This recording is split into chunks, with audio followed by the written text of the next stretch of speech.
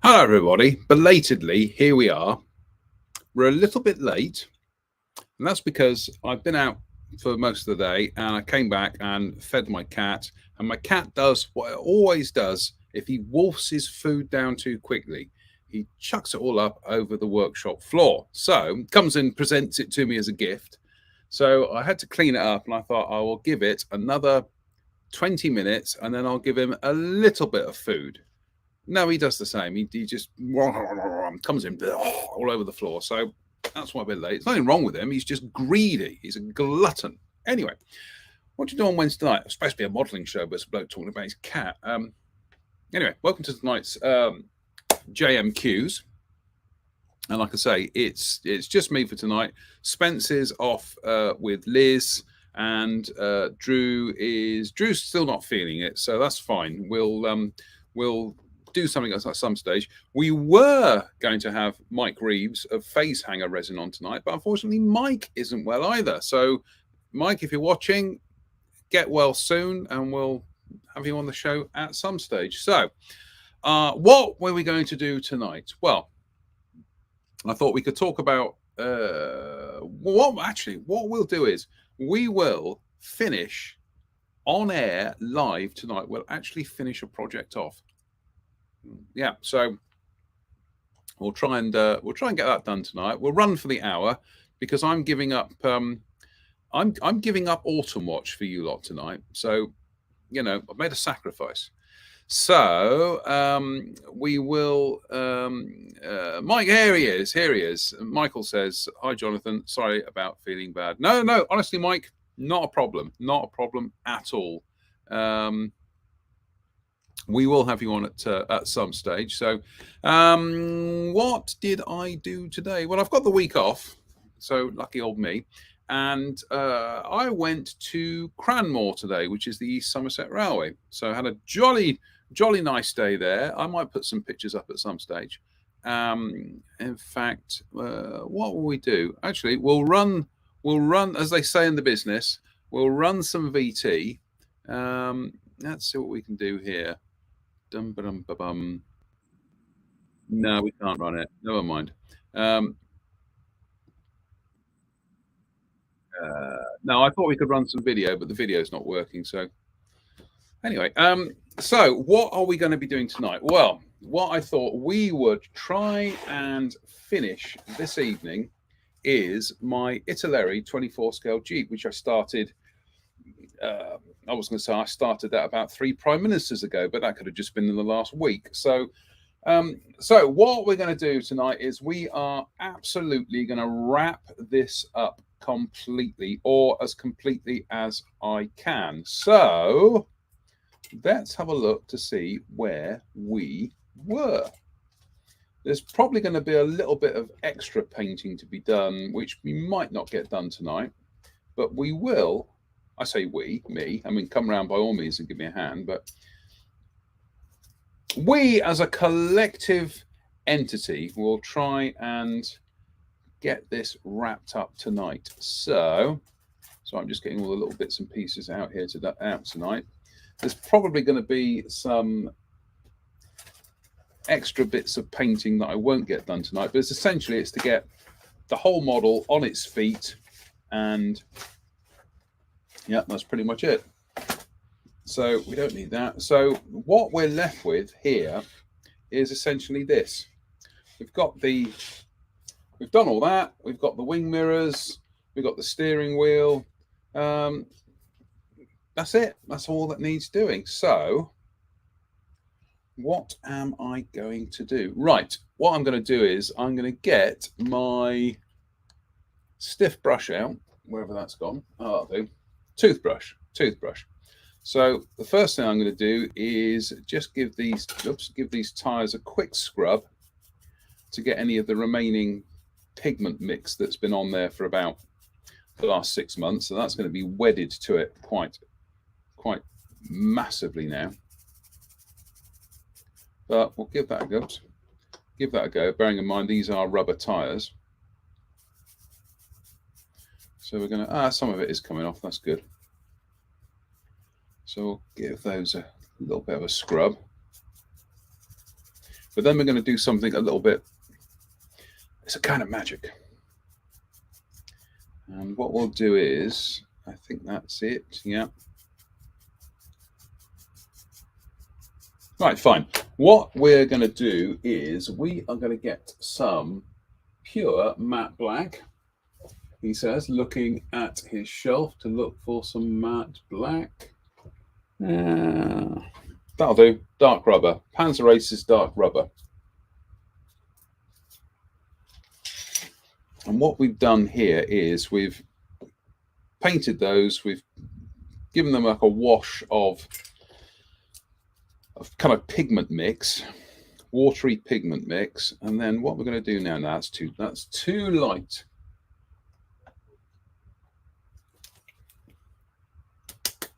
That's what we need. That's what we need. Vallejo black. Then, oops, we get one of these. This is a Humbrol flat brush, bog standard Humbrol flat brush. These are as cheap as chips, but actually they're really good quality and they're ideal for what we're about to do here. So just going to mix that up a bit. I will come along and say hello to everybody in a second. But what we're going to do now, and we'll zoom the old camera in for this. So what we're going to do is dry brush the wheels. But what we're doing is we're kind of re-emphasizing fresh rubber that's been scrubbed away as the tire is in contact with the ground. Now, tires can do two things really. Sometimes they will, when you're going across kind of like stony ground or something, quite abrasive, you will scrub the tread off and you'll leave all the dust and everything in the tread. Other occasions, if you're going over something like asphalt or a dusty road, what will happen there is that the tire will actually pick up the dust on the external surface. So this is one of those things, is that there's no one size fits all technique for doing tires. You've got to do it on a kind of like a model by model basis. But on this one, I'm doing the one where we kind of put the dust into the treads and then we dry brush the external bits in black, so that you get a nice contrast, and it just pops the detail. Then let's get it on camera, that might help.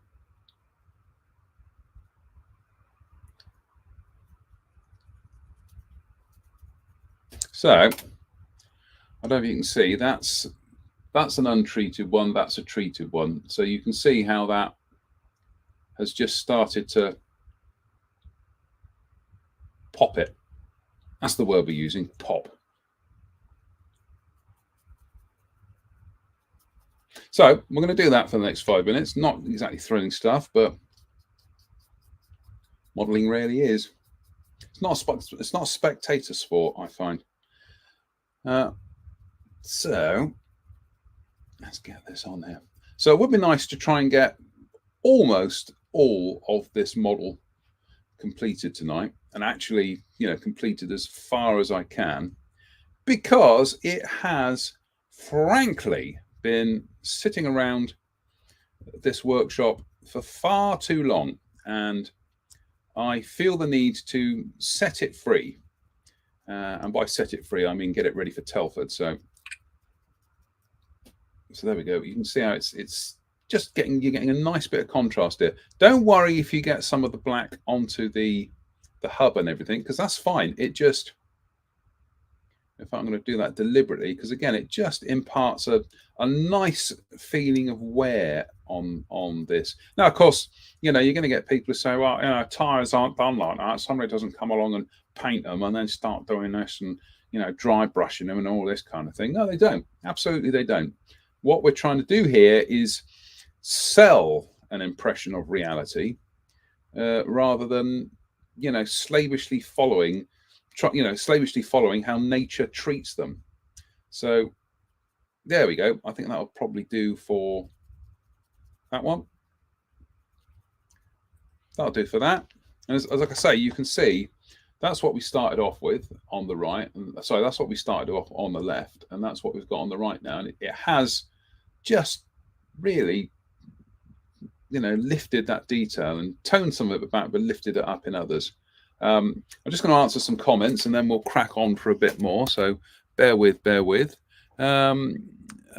Yes, finish a model. Thank you, Jan. Yeah, I'm going to try and finish a model. So let's have a look. Let's see who's here tonight. Jan, hello, Jan. John Patrick Huston, hello. Douglas Hunter, Jerry Doyle, Mike Reeves, hello, Mike. Nick Brown, hello, Nick. You have Fretti, Dave Swindle, Tony Surridge, Stephen Pryor, Dave Fleming. Dave Fleming says, evening, sitting here eating haggis. Jamie will be furious. Let's have a look. Lee Suter, hello, Lee. Brian Wilton says, good evening, all. Having rice pudding with strawberry jam. Do you know what? I have not had rice pudding and strawberry jam since forever, really. We won't mention that slab of treacle cake I had yesterday was it Tuesday or Monday? Tuesday. COVID brain fog, folks. Marcus Stone, rather. Marcus. Hello, Marcus. Rob Monfee, Paul Milligan, Crazy Loca, Greg Woodbridge, Trevor Stringer. Good evening, Trevor. Jared Watkinson, through your neck of the woods this evening, Jared. The aforementioned Mike Reeves, Stan Codling. Hello, Stan. My friend Stan is a funny old man. Oh yeah, Slade song. Always get a Slade reference in there. I think we've done it. Yeah, Andrew Hills. He said, "Have you ever tried a light rub with sandpaper to achieve a similar effect?" We will come to that in a second, Andrew, because I do need to pop in and see you at some stage. Michael Merkin says, did enjoy your guilty pleasure last Sunday. I dread to think what that was. No, I think he means the show, and not my collection of Doris Day singles. David Ross, good evening, all from Inverness, and Larry Russo, hello all. That's everybody pretty much up to date at the moment now, and we've got loads more on the feed anyway, but now Andrew Hills mentioned about sanding it. Now, the thing about doing that is, because these tires are vinyl, the moment you start sanding them, they do sometimes start to disintegrate. We could try it tonight, but I'm not keen on it. So guess what? It's my Infinity Sander 400 grit, which I might actually open the other ones at some stage, but I'm still using this. So we can try Andrew's suggestion. So let's put it on the workbench cam. So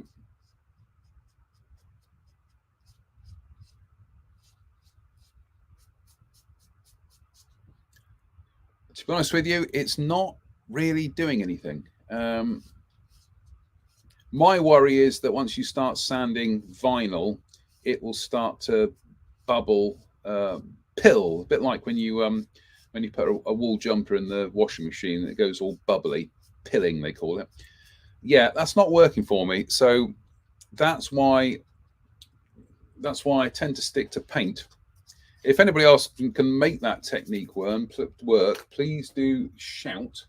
And it's a worthwhile question from Andrew, but no, I don't like it. Now, the other thing is that prior to, in the old days, I used to when I was doing tyres, I would paint them a dark grey colour. Then I would dry brush the treads with, a pale colour, like a sandy colour or whatever, because that's what I learned. That's what I was taught. But this is going back about 10, 12 years ago when I watched that Weathering with Acrylics video by Miguel Jimenez from Acrylos Vallejo. And he was dry brushing things in black like this, dry brushing tires in black and whatever. And I remember just watching it, and it was like a Damascus conversion. I thought, that just works. That just works. I think he was doing it with tank tracks as well, that he'd paint them rusty colors and then painting them, not not washing them or anything. Then he would go at them with I think it was like dry brushing them in black. Then he would give them a bit of pigment. Whatever the technique was that he used, I thought it was brilliant. So now, whenever I'm doing tires, wheels and tires, I'm doing what I'm doing here now, which is I will paint them a dark grey. I will give them a pale sludge wash of pigments and fix them. Brush fix them with either terps or water. Brush the excess off so that most of it kind of flies off, but the rest you try and get it to stay in the treads. And then I dry brush the tyre with just pure black. Now that sounds fairly horrific. We're always taught, don't paint tyres in black. It looks unrealistic. Well, we're not painting the tyre. We're just kind of weathering it with black. But I don't know, folks.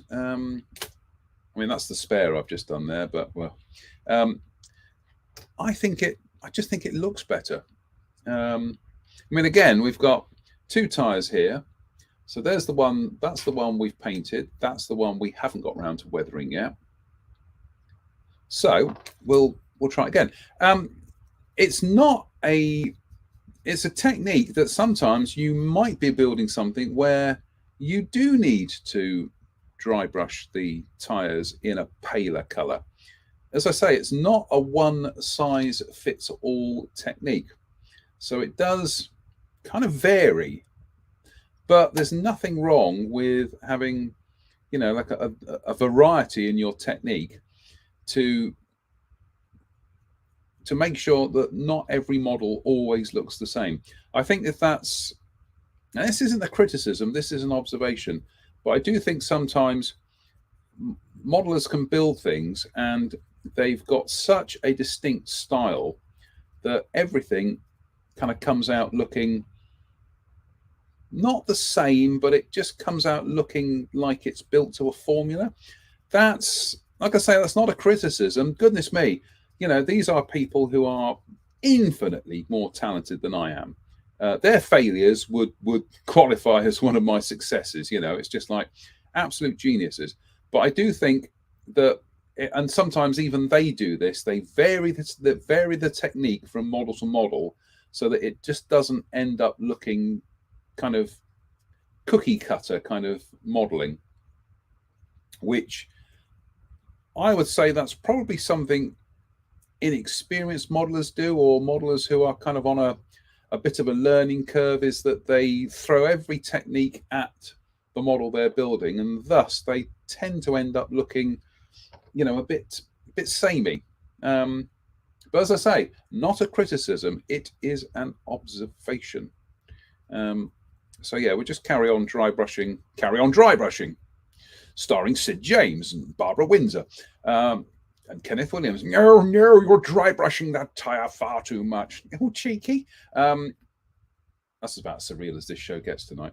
So yeah, we're going to continue dry brushing this tire and just get some nice contrast in there. And like I say, the black does tone it all down.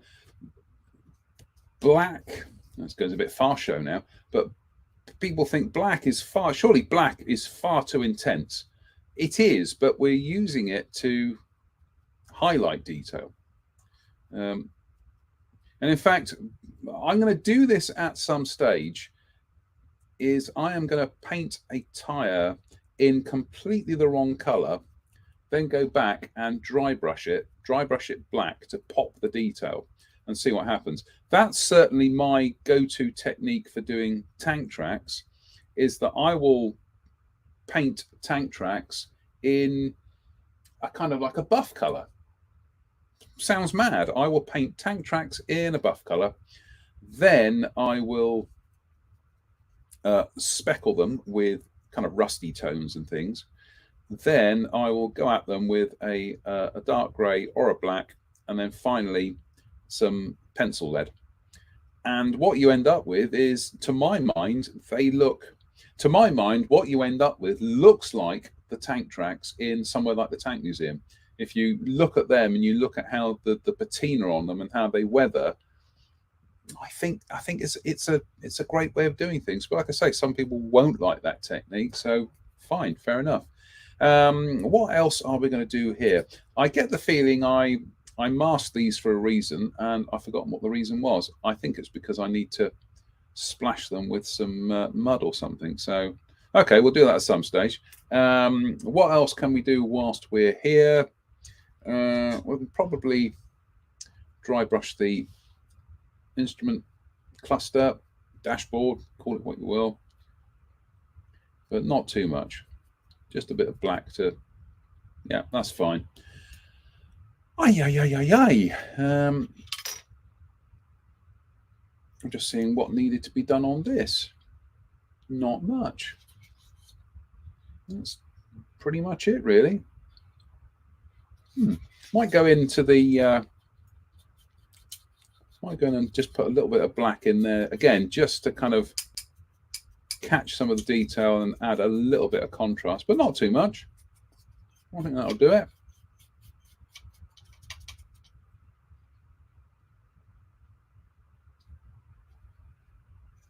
That's fine. Right. Okay. What we'll do now then is, he said, zooming the camera out. What we'll do now then is we are going to, well, actually, the first thing we're going to do is try and find out what's happened to all my little Tamiya paint stirrers, because they've all vanished. I can't blame Drew for kind of like losing them. So I don't know where they've gone. They're probably in here somewhere. But I will come back and field some more questions in a minute, folks. But let's just get this right. So let's get the blue tack out of these. There we go. Got some blue tack in there.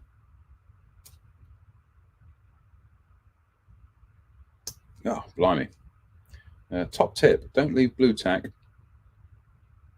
on a model for too long.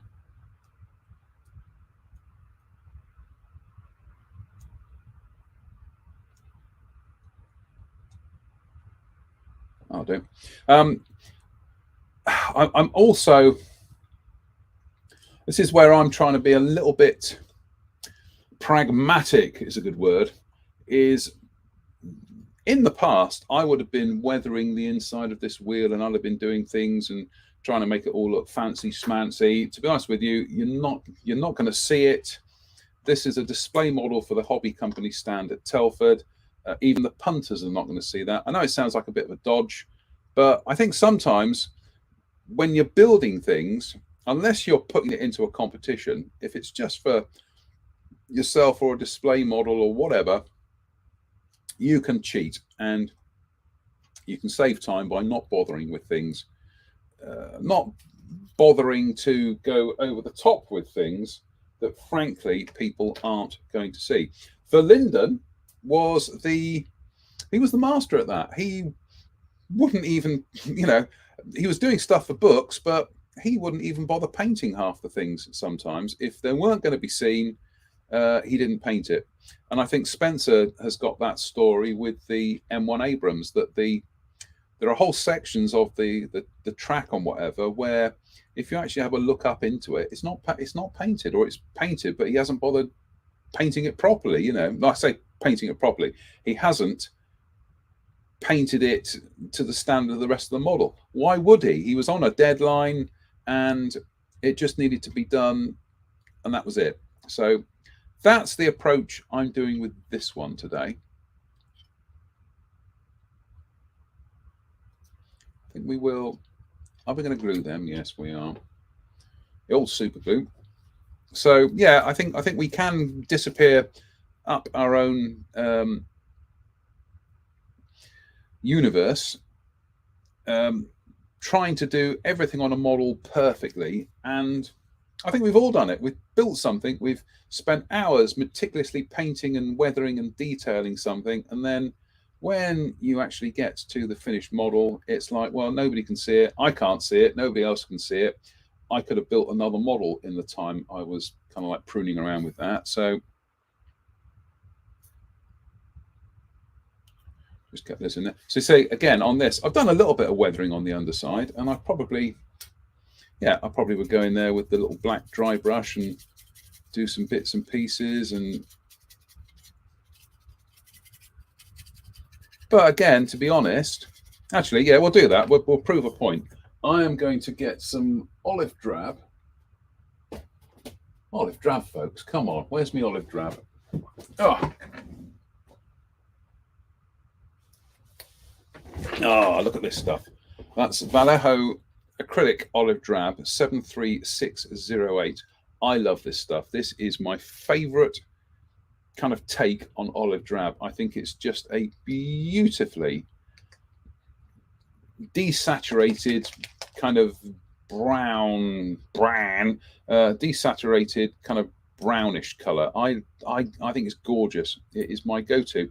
If only this was like an acrylic lacquer or something, or a pure lacquer paint, but it's not. But hey ho, I can spray it. I can get it to work.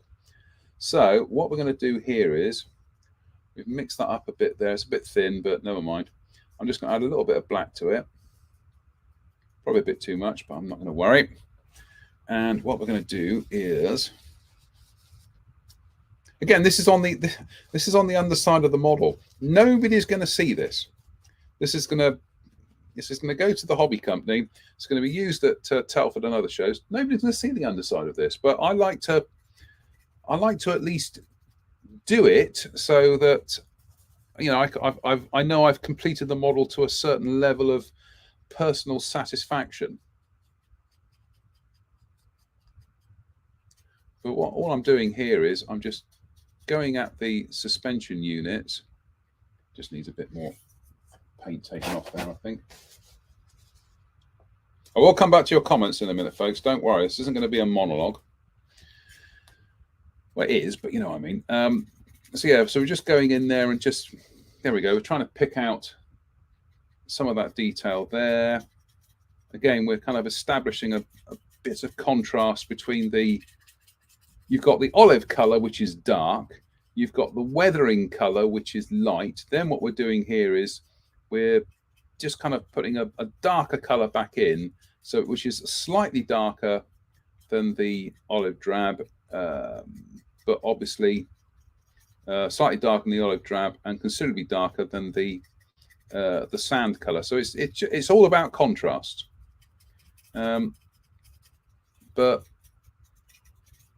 I'm being fairly slapdash here because this, as I say, this isn't going to be seen, but it's more to kind of show how the technique works. So here we go. I think you all know how dry brushing works, but you know, on that bit of the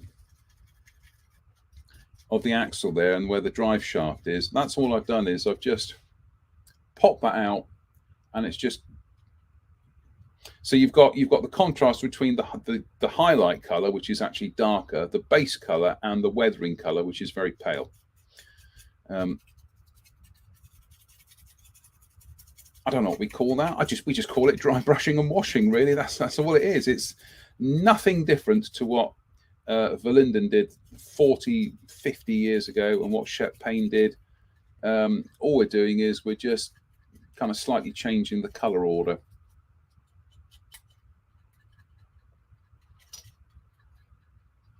Like I say, I'm being a little bit brutal. I'm not worrying if it doesn't look too neat on the undersides, because quite frankly, you're not going to see it because it's going to be sat like that. So, right, what else can we do? What else can we do? Having a think, which is always a dangerous thing for somebody like me. Well, I think we will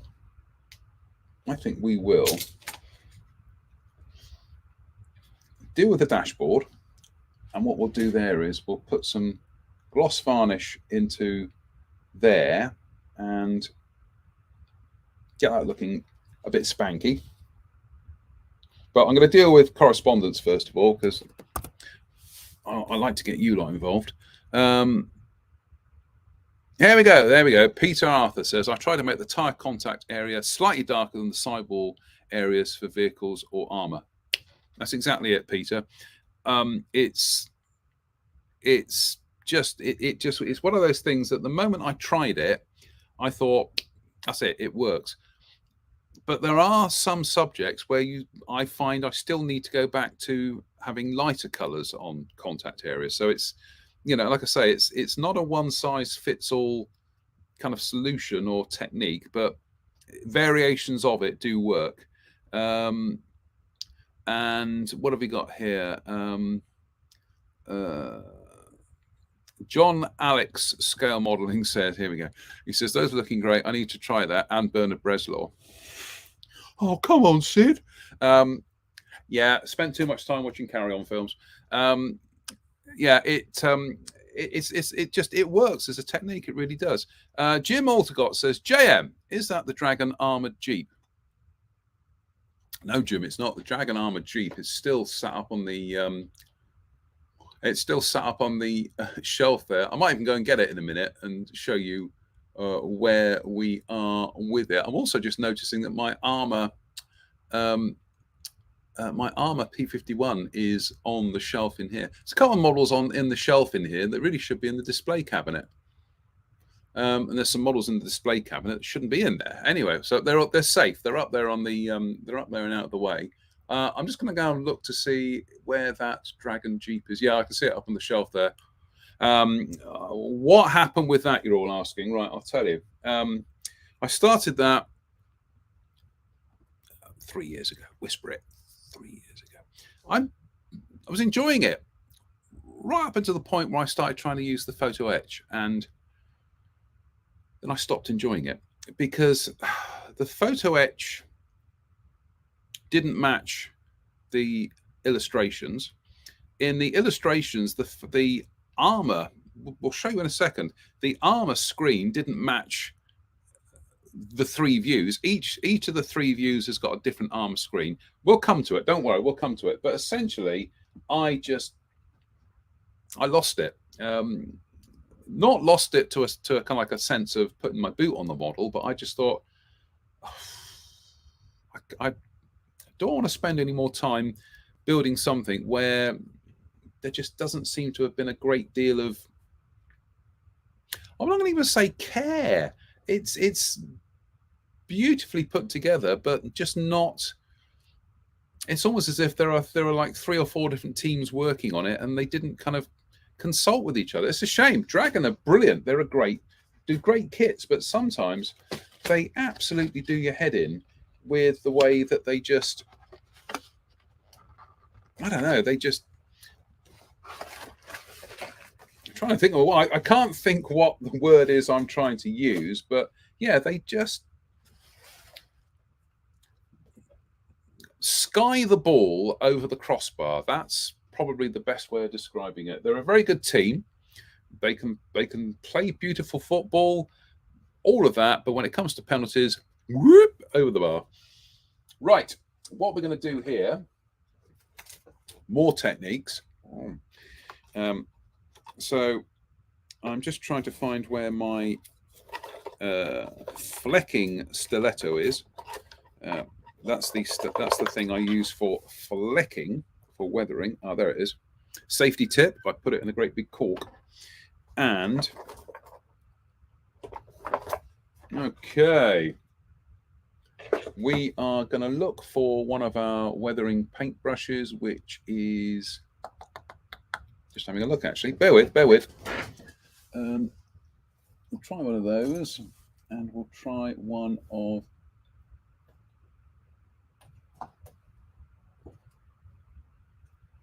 those. Sorry about that.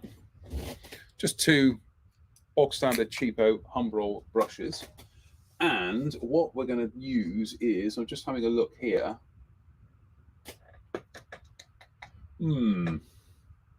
Bum-ba-dum-ba-dum-bum-ba-dum.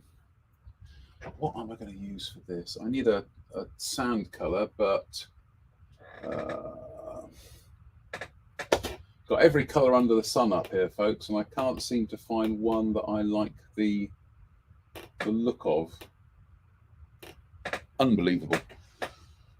Come on, JM, choose a color, choose a color. You're right, okay, we will.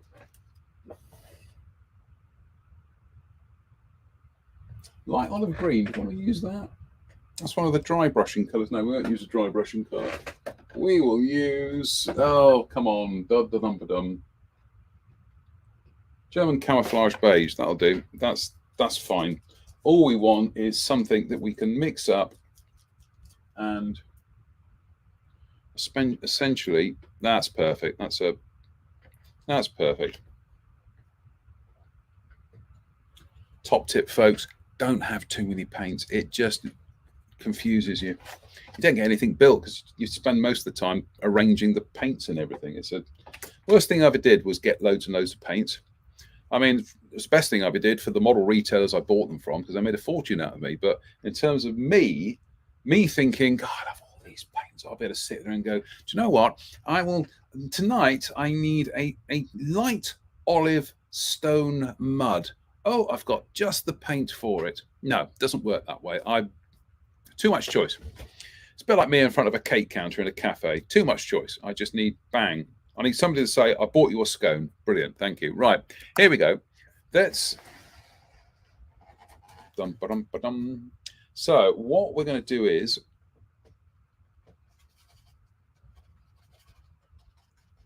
That's fine. That will do the trick. Then what we're going to do is get our stiletto thing here. Now, this is always a bit of trial and error here to see whether or not your mix is thin enough or not, or if you've got enough paint on the brush. I think we have. Let's have a look.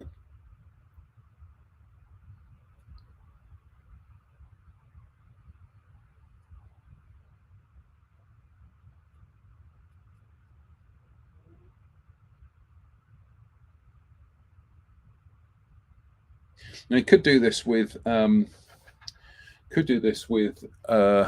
enamels or whatever, because then you can blend any block. Actually, yeah. Do you know what? Having just thought that, that's exactly what we're going to do. Also, look what I just found in a jar there. One of my Tamiya stirrers. Right. Oh, honest to goodness, folks, still got COVID brain fog. Unbelievable. Anyway, yeah, we're going to run this one on tonight, probably until about another half an hour, because we were late starting. Unless you all behave yourselves, and then I'll end it early. So, but all right, let's try it again. Oh, goodness me. Right, here we go. What we've got here, just move this over.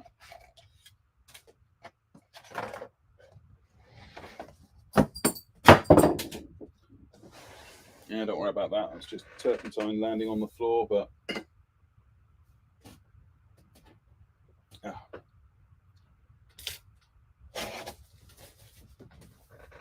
bear with, folks. If I'm not cleaning up cat vomit, I'm now cleaning up my own terps off the floor. Anyway, that's fine. Right, what we got here is, this is my dad's old oil paint box. Hasn't got his oil paints in anymore because it's got all these ammo of MiG and, you know, AK and whatever. But inside, if you look on the inside there are all his old mixtures for doing paints and things, including his there's his formula there for painting flesh. So, however, what we're looking for here is like mud. That'll do. Oh.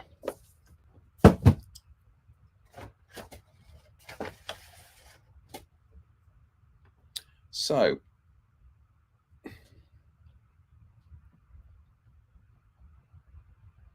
that's more like it. Because the beauty about using oils is that if you do blob like a big dollop on the model, you can actually go in there with a brush and some thinner, and you can blend it back into the paint. Sometimes a bit tricky to do that with acrylics, with water-based acrylics. So let's just tidy ourselves up here. Right, let's try that again. So what I'm going to do here is, refill my turtle bottle. Up. Oh. Honest to goodness, I will at some stage. My brain, such as it is, will start functioning in a much more logical fashion at the moment. But again, this is, without kind of like, sob stories and everything. This is another side effect of having had COVID, is my sense of balance is absolutely shocking. I was out walking the other day and I stopped to take a photograph, and I just found myself kind of like swaying as if I was going to fall forward all the time. And I've heard this from other people, that it says it's just absolutely zonked their kind of like sense of balance, or whatever, given them like a vertigo, really. So that's an unexpected side effect. But anyway, just weird. Anyway, right, let's go. All right, let's try this. That's better. So we can go in there. That's more like it. Because the beauty of doing it with oil paints is that you can get some nice splashes onto the glass and everything. But like I say, if you do, and I've done it on this one already, if you do blob some of that paint on, then you can go in there and you can blend it away. And that's exactly what I'm going to do now.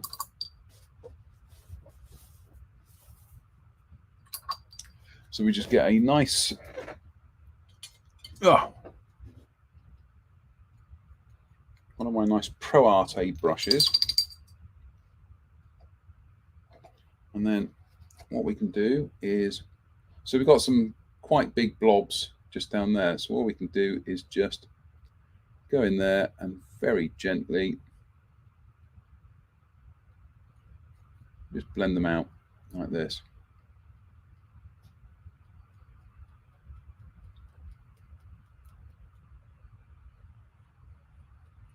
This is also a good technique for doing like streaking and straining,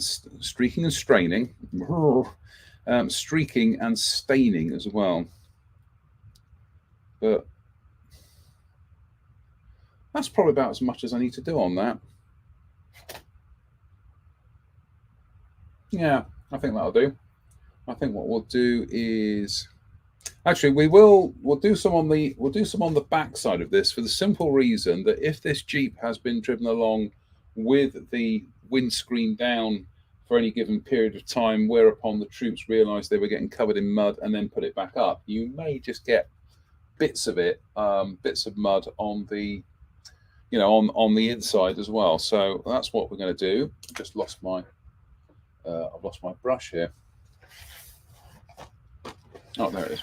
Ooh.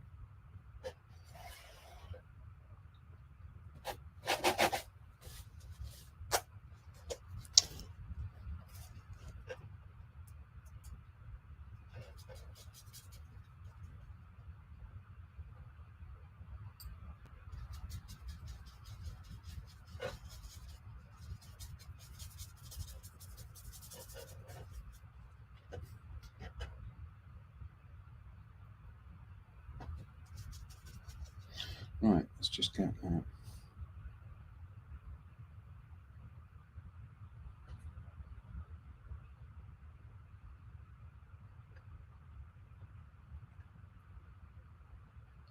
Some of that's probably a little bit heavy, but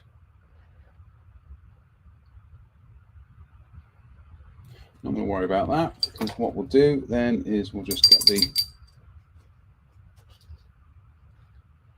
the brush. We'll just go in there and we'll just blob those away.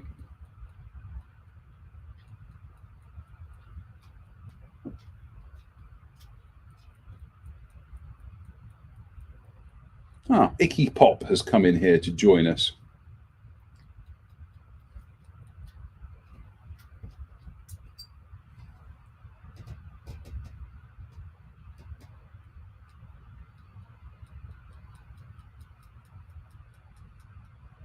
There we go. That'll do. That's just, like I say, we're blending. Oops, try and get it on camera.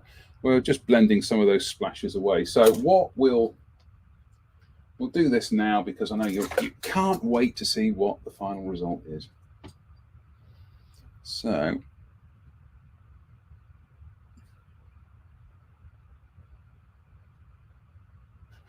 that'd be good if I can get the masking tape off.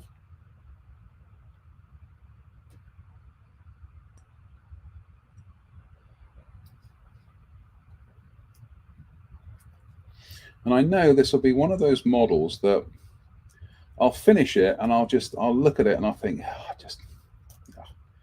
I don't like that, I don't like that, I don't like that, and I'll just be forever kind of beating myself up that it didn't quite turn out how I wanted it.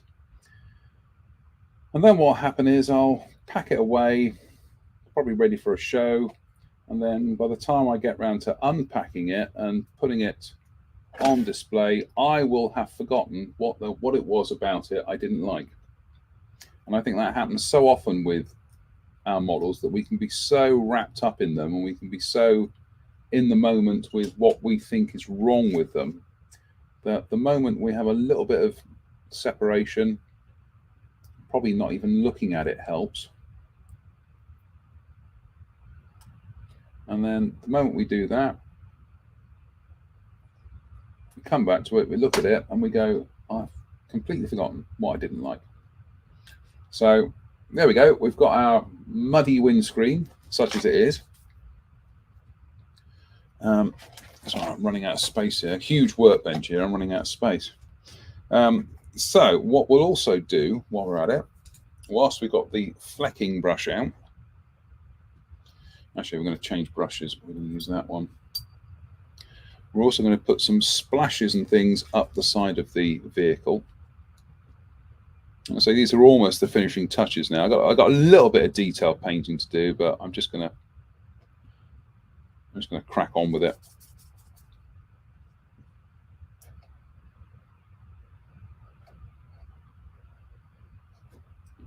So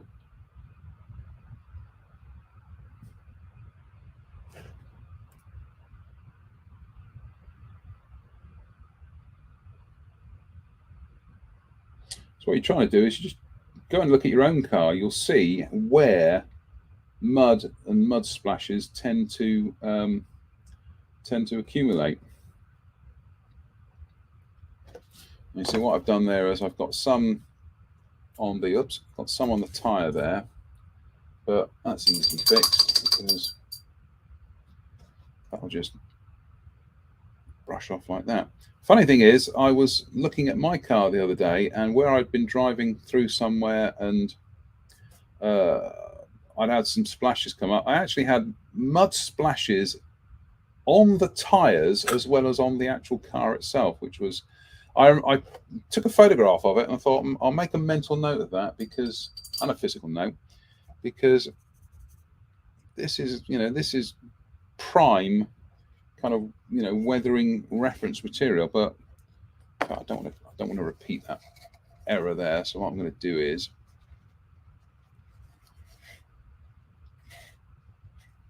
I'll do rough mask, and then we'll just again go in here, just do some of that very lightly, just put some mud splashes there.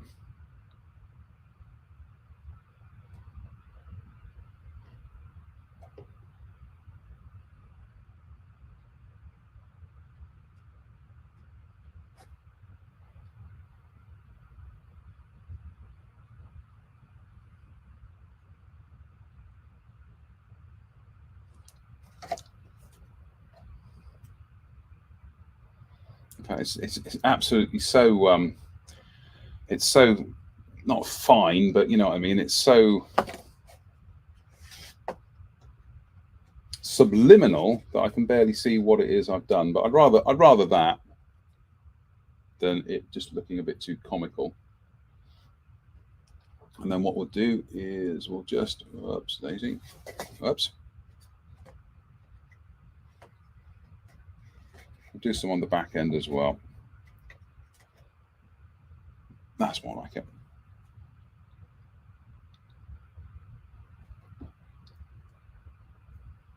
Oops, right, there we go.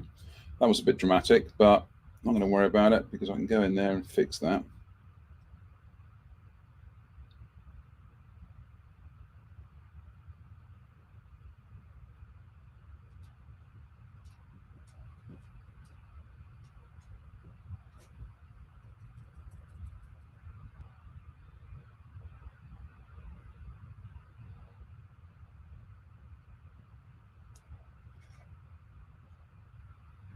Now that's fine, that'll do. So I've been working on this project for far too long because I'm just at the stage where I look at it and I go, yeah, that's fine. No, that'll do. That does the job. So we've got that done. I'll come back to you in a moment, folks. Just bear with me a second. So we've done that. There it is. We've got those bits and pieces done. The bonnet is designed to be left off so it can be posed open. So I'm not going to glue that in place right now, but I'm just trying to find what I've done with it. No, can't find it. Never mind. Let's get these seats.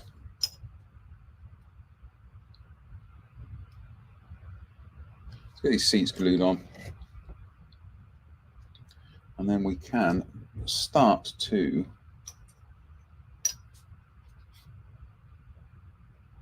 get this finished. So I'm just trying to find the instructions here.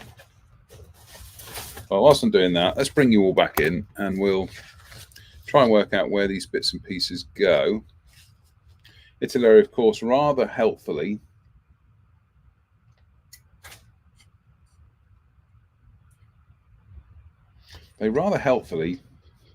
well, they don't.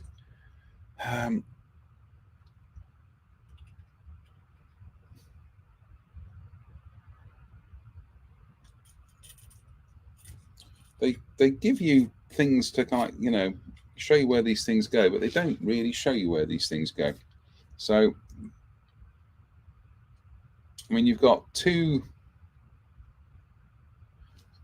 seats here, one of which has got a slightly shorter, this one's got kind of slightly shorter legs to it,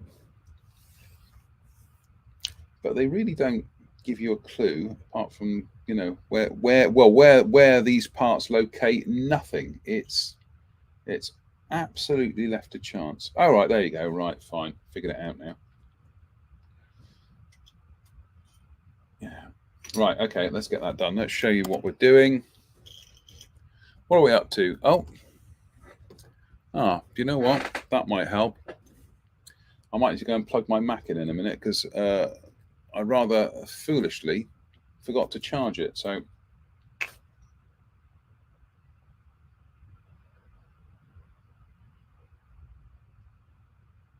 I'll bring the show to a temporary and speedy conclusion.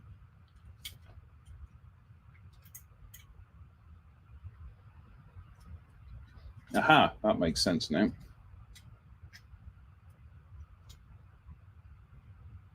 All right, folks, let me just go and get the power cable. Where's the power cable, Dirk?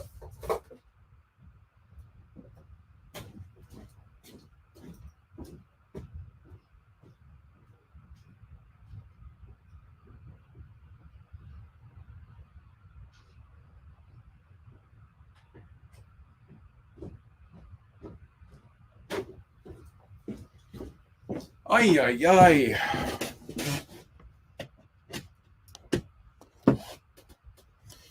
There is nothing like professionalism, and trust me, this is nothing like professionalism.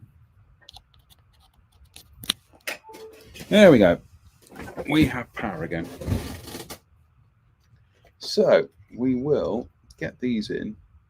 Guys, it's starting to look like a Jeep, folks.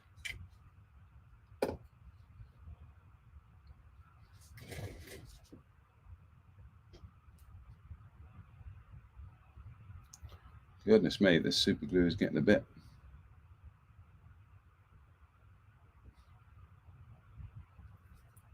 I do. So let's locate them like so.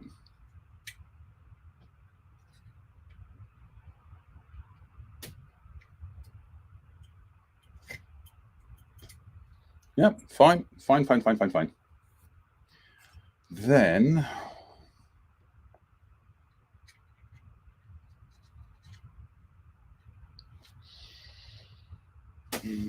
I think that. Oh, it's a Larry. Wish you'd show how these things go, because it's all left to guesswork, frankly. I think they've been taking lessons from the Dragon School of vague instructions.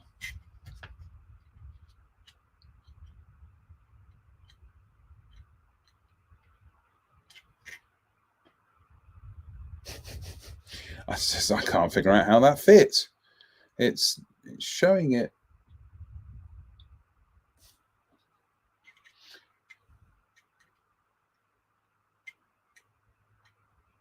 So it just kind of sits like that, does it?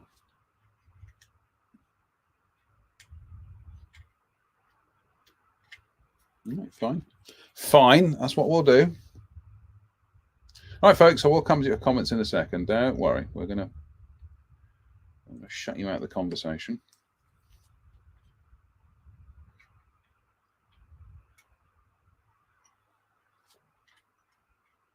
There we go. That's more like it. That's fine. You can see on the, I don't know if you can see this, on the seats, where I did a little bit of weathering on the seats, and I also did some just kind of darkened sections of them. I've also done some speckling on them for the simple reason that I've noticed on Jeeps at military shows and things that they tend to have a very kind of, you know, that's part of the weathering of them. They end up being this kind of slightly kind of speckly, dotty, spotty look to them. So right, we've done our tarp. Well, that will sit on there. So we do need to have the windscreen up. Right, so look at some comments then. Let's do some comments.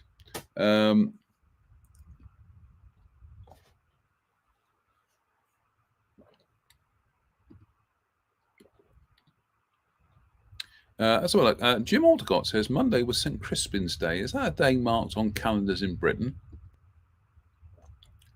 Yeah, let's have a look. Not marked on this one, but it's, yeah, weird one. That I don't know. I'll look that up.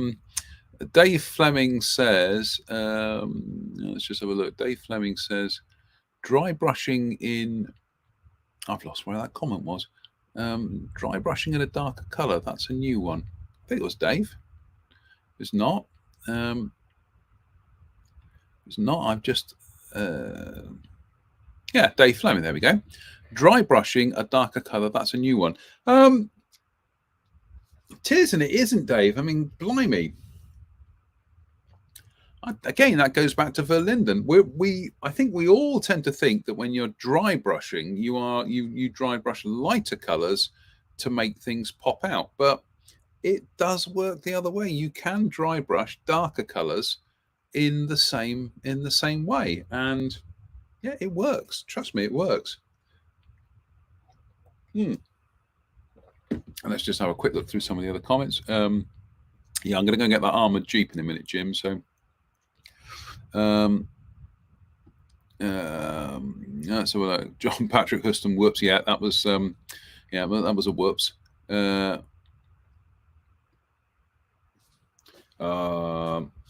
Is masking the windscreen the right way up for the wiper action?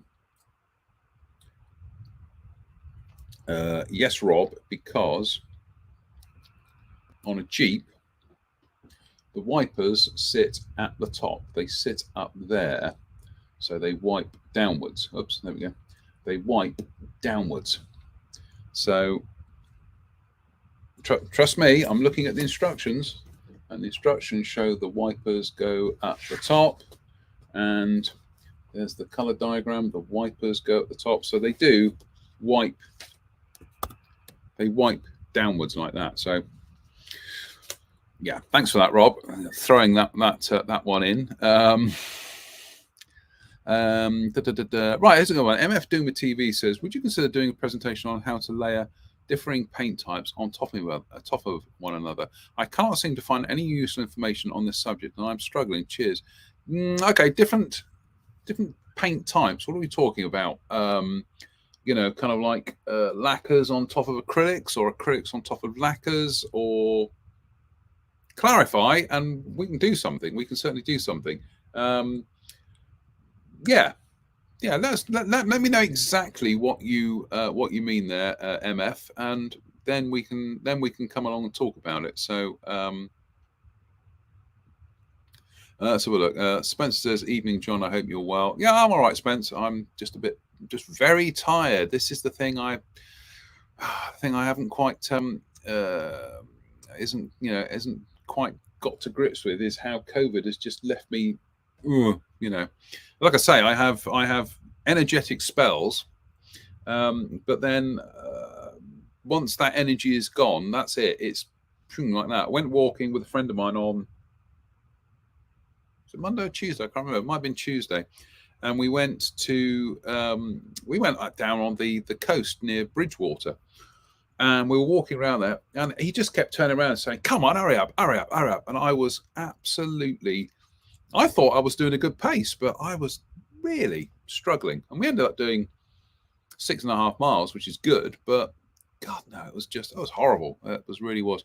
Jim Ortegot says, question, Vallejo olive drab primer as the base color? Yeah, Jim, absolutely. It is. Let's get that back on the camera. That is my go-to olive drab. It's just... it's a beautiful color. What can I say? It's utterly fabulous. I love it. And actually, I know we have. Oh, let's try and get the camera on. That's a good one. There we go. I know people don't like spraying Vallejo. I struggle with some of the colors, but that, for whatever reason, perhaps it's because the pigment in the paint is smaller and it atomizes. I find this is just a beautiful paint. I've had this bottle for over 10 years now. You can see how well used it has. The stupid UV has, kind of like trolleyed the plastic on the nozzle, on the cap and everything, but the paint is still going strong. And yeah, I might even do something where I actually spray some of this. I've got other olive drabs here, and I've got the Mr. Color olive drab set. I've got some of the SMS olive drabs. My go-to thing is whenever I try a paint range, I usually grab some olive drabs and see how they go. But yeah, I love it. I love it very much. Blah blah blah blah blah blah blah blah. Just having a look. The back seat is one of the vague points in the Dragon instructions. Yeah, we're going to come to Dragon in a second. Mike Reeves says, "I like that build, my friend." Thank you, Mike. That's very kind of you. We're just going to get it. We're just going to get it finished here, and here we go. Spencer Pollard says, "Dry brush black over a layer of dust. It's like magic." Spencer was one of the modelers I stole the technique from. I think it was one of his leopards that he built on one of his books, and he was describing how he was dry brushing.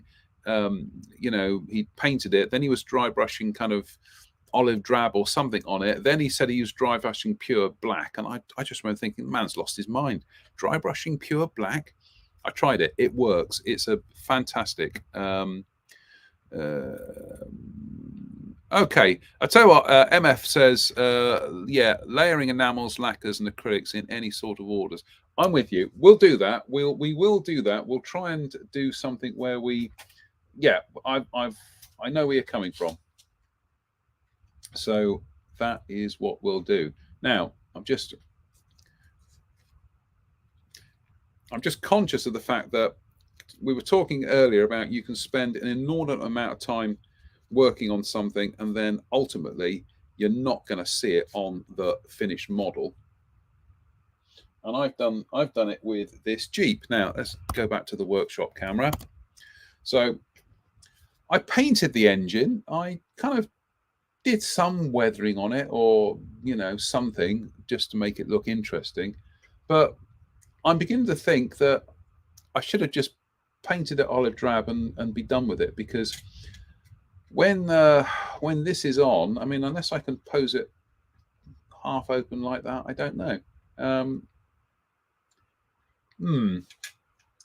But yeah, I went to all that trouble, and I probably didn't need to, because we're not seeing the engine ultimately, which we'll talk about in a second with the Dragon kit. I'm just going to slice this decal down here. Now, here's a weird thing. I don't know if you can see that on the decal, but some of the decal where it's gone on there, it's caught what are molding imperfections in the plastic. So we've ended up with it looking a bit raggedy down the middle. I'm gonna worry about that? No, I'm not. Again, I can spend so much time worrying about little things like that. We're never going to get the model finished. So what we'll do tonight is we'll pop a couple of pieces in place to give you an idea on what it's going to look like when it is properly completed. And I will hasten to add that this is the Italy Jeep. It's 1/24 scale, so it's a slightly unusual size for me to be working on. But I built 24 scale civilian vehicles, but I've never built a 24 scale military vehicle. So just trying to get the canvas tilt to align. There we go. That's close enough. So we've not glued anything on that yet, but yeah, it will eventually end up looking kind of like that, really. Bit ungainly, but I've never built a Jeep with the tilt up, so new experience for me. But yeah, we'll finish that off. We are that close away from finishing this off now. So yeah, the Dragon armored Jeep. Let's go and face that elephant in the room, shall we? Oops.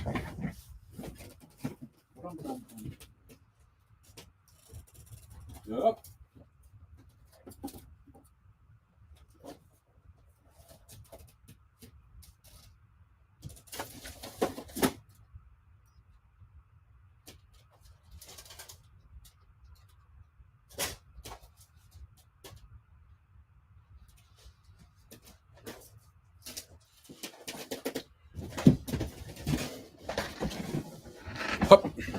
Right.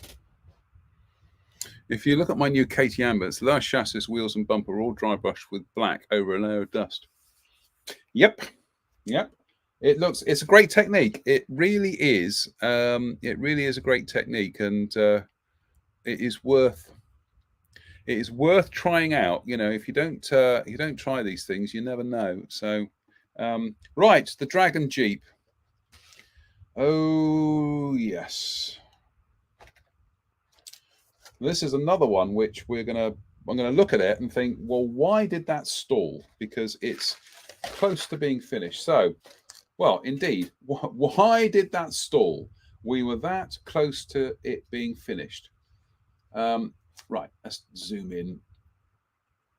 There are a few things on here. You notice there's a little tarpy thing there that I put on the rail there. That's simply because these do not align and they kept breaking, and I thought I'm just going to cover that with a tarp. So you'll also notice this armored shield. Oops, there you go, armored shield. You might see like some white in there. That is Vallejo water-based putty, which I kind of put in there and then literally kind of squeegeed it out with a cotton bud. That was the only way I could get this blessed armored shield to fit. It was just, it was soul destroying. It really was.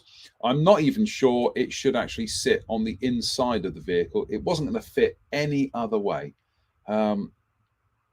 Yeah, it's one of these things that, I mean, there's some quite horrible super glue misdemeanors going on the inside there, but I just could not get this shield to fit. And like I say, the fact that this has now been sat dormant for nearly 3 years is a shame, because I started building it and I was so impressed with all the, the detail and everything. But the more I worked on it, the more I just found myself yet again being another victim of Dragon's ambition not quite being fulfilled by their ability to pull it off. It's kind of like, it's like a film. It's a very ambitious film, but they didn't quite have the budget to do the visual effects and the post-production and everything. So production, that's the word I'm looking for. So again, this is one of those things that I look at it and I think, well, do you know what? If I was to blast that with some olive drab and do some weathering and stuff, it's done. It's pretty much done. So perhaps we'll come back to that over the next month or so. Just try and get it over the finish line. But I will show you what I mean. See, we've got all these, we've got all these seats and stuff and everything on there as well. There's a hell of a lot of spare stuff here which doesn't get used in this kit, which is not unusual for a Dragon kit, which sometimes does somewhat undermine what it is they're trying to do. So here we go. Here is a good example. These are painting and markings options. Excellent, you're saying. Well, dramatic pause. Well, you will notice that on this one, the back of the shield extends slightly longer. Okay. Whereas on this one, the back of the shield is actually shorter. And it's a slightly different shape. Then you've got this one. This is a completely different shape to the other two. It actually angles down. Again, it's much longer towards the rear. There are differences in terms of these kind of brackets and things. Some of them don't have the tilt on it, and in fact, I've just noticed that some of them don't have the tilt on it. And I'm just going to go back through the instructions to see whether or not they mentioned for marking 1 and 3. For marking 1 and 3, look at this. For marking 1 and 3, it's saying fit these kind of like tilt bits and pieces. Then you go to the painting instructions, and marking number 3 has it, but painting option 1 doesn't have them. Also, just to further compound the misery here, on the shield here, you'll notice that this one has a completely different shaped cutout to the other two. You only get one etched shield in the kit, and that's it. It's a single shape. I mean, it's beautifully put together. It really is. And Dragon tried to cram in so many details, so many options, but I just don't, you got the shield, but it's different for all 3 versions.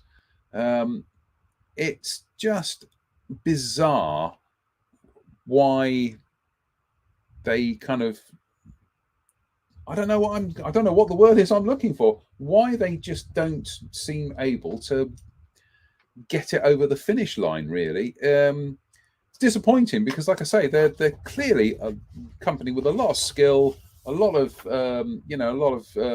technological know-how.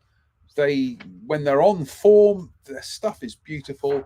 But this kit, it's a complaint that I see a lot about Dragon, is that there's bits in there that you don't need. There's bits that you do need, but they don't mention them. There's bits that don't make sense. It is such a shame because this really should be an easy model to build. Frankly, it shouldn't be this difficult, and it's a shame, like I say, because there it is. Now that I've got it to that stage, I like it. I've just looked at this after how many eons since I've looked at this last? Probably about 2 or 3, probably about a year actually. Now that I'm looking at it, I'm thinking this looks great. I'll actually probably at this stage just think that's it. That'll do. I'm not going to look at any more bits to glue on it. I'm just going to paint it, weather it, finish it off. That's it. I don't know which of the 3 versions it's supposed to depict because the 3 versions they've got here don't match the kit parts. It's just soul destroying. But we're just going to cover it with some olive drab paint and some mud. I might even do like a bit of winter whitewash on it and scrub it off and do all that bit of hairspray chipping. So yeah, Dragon, honestly, beautiful. The molding, you can't criticize the molding. They have got so much, I want to say, potential. They've been around for nearly 40 years now. They've got so much going for them, but they still just don't seem to be able to quote Red Leader in Star Wars, stay on target, stay on target. John Patrick Huston says it looks like option 3 according to the windshield. No, it's not, because the option 3 hang about, let's go back to the workshop camera. There we go. Option 3 has this little cutout here, whereas the kit doesn't. So it's either going to be option 1 or option 2. I think I'm just going to finish it off as option 1, frankly. Yeah, US Army, Western Front, 1945. That's it. That's what it's going to be. I think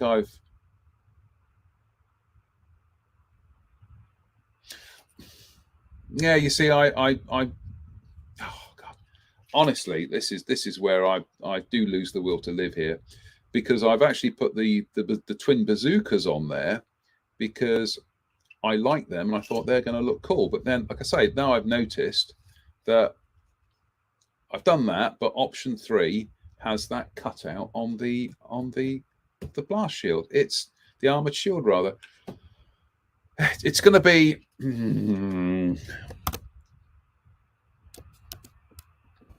it's going to be a let's try to put the thing on. There we go. Yeah, you can see that cutout there. That's not on this. Like I say, I've put the bazooka mount in there. Frankly, there's barely any of the options in this kit match each other or match the actual instructions in terms of the construction stages. So mine is going to end up being this one, and it's going to be a little bit of a Gestalt kind of armored Jeep in order to get it finished. So it's not going to be perfect. I do apologize to the 60th Infantry Regiment, 9th Division, Ardennes, 1945, because unfortunately this kit is just going to be finished in a manner to be finished.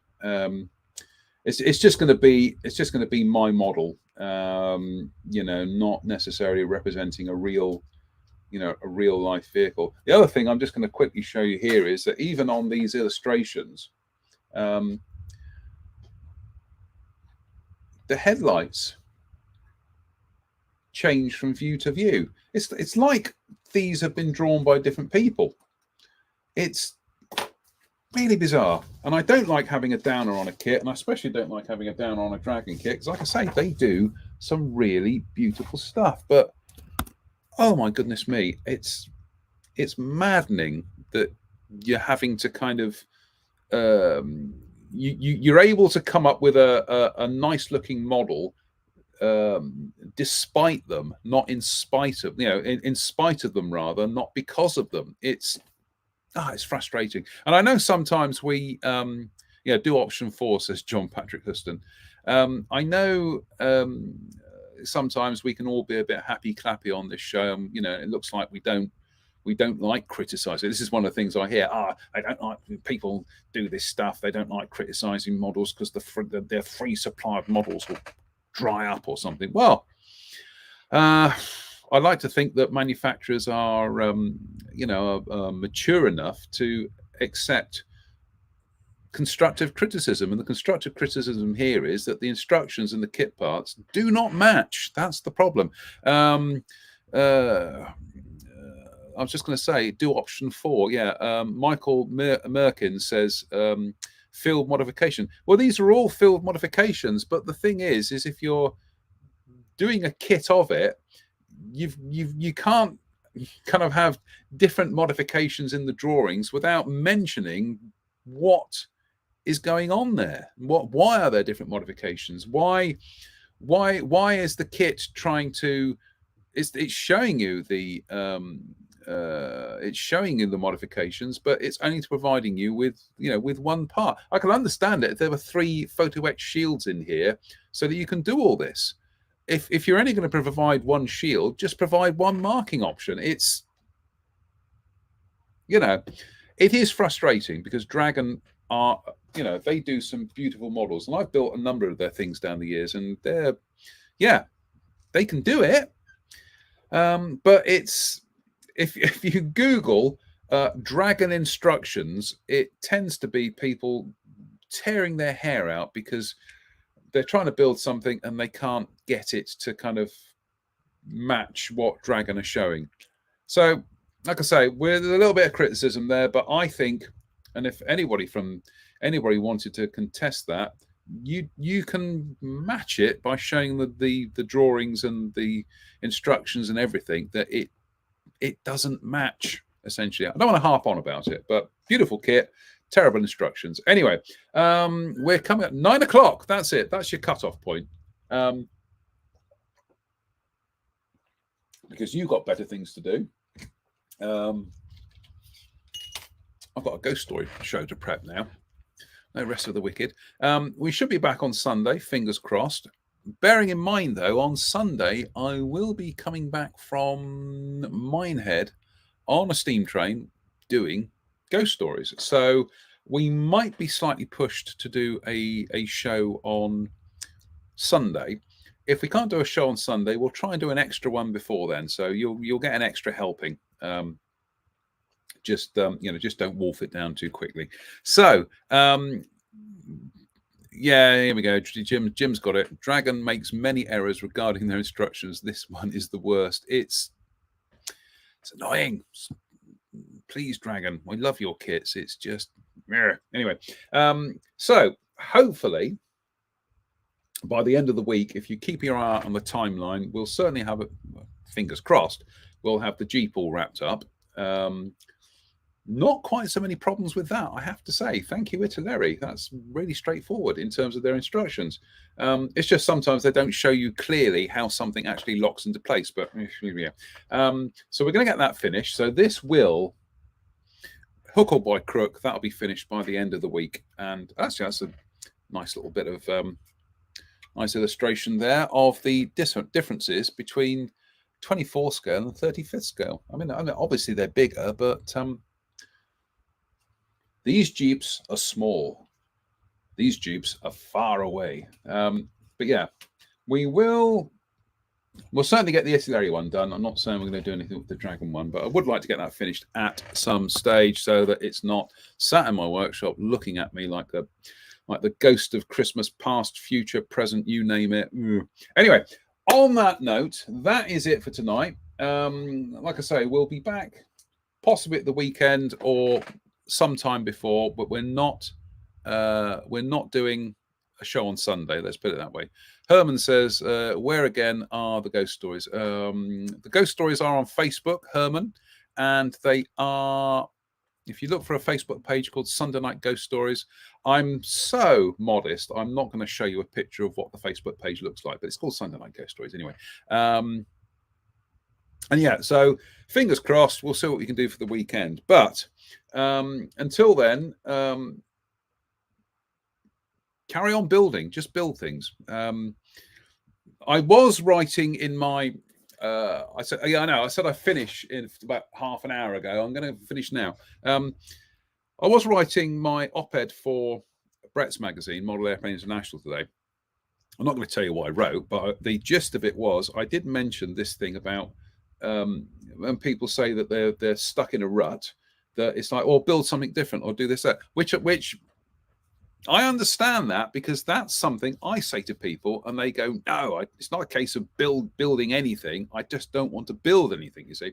And I was saying that I can understand that, because there was a guy, I can't remember it might have even been on this show, and I completely forgotten, so I apologize. But it's this thing about, I'm sure it was actually, it was just like, look, just don't get hung up. If just build something, just get on and build something. If you don't complete it, don't worry about it, build something else. It was on this show, I remember now. But the thing is that advice doesn't apply to me, because I suddenly start, if I'm building something and it's not working out and it ends up being stuck on the shelf of doom, I become very conscious of the fact that I've kind of spent time on something and it hasn't come to fruition. And so the whole idea of kind of like constantly starting new projects and never finishing them, this is why I'm determined to get that Jeep done. I've got the Tamiya Panzer IV to finish from last year. So yeah, there may be projects that I'll start, but I will just blitz through them from start to finish because they need to be delivered. But of my own projects, yeah, I'm the worst one for dispensing advice. But I do say, and I will say this, that if you are not stuck for inspiration, but you're just frustrated that models aren't working out the way you want them, just build your way through it. Just, yeah, that's my advice. But obviously, if people say to me, build your way out of it, I'll go, nah. We are all individuals. Anyway, look, that's it for tonight. Promise, that's the end of the show. Yeah, don't do as I say, not do. Do as I say, not as I. Yeah, do as I say, not as I do. There we go. So yeah, we'll try and get something done for the weekend. Anyway, that's it. That's about the fifth time I said goodnight. So until then, finally, we're actually getting towards the end of the show. Build something. Just get building, folks. Please carry on your contributions to our Airfix Autumn. And I think it was David Mummery, who did his Airfix Austin ambulance, of which I've got mine to finish off as well. So thanks for the reminder. But yeah, get building. Just build. We'll be back at some stage in the next few days, possibly. So until then, stay safe, stay out of trouble, and we'll see you very, very soon. Bye for now.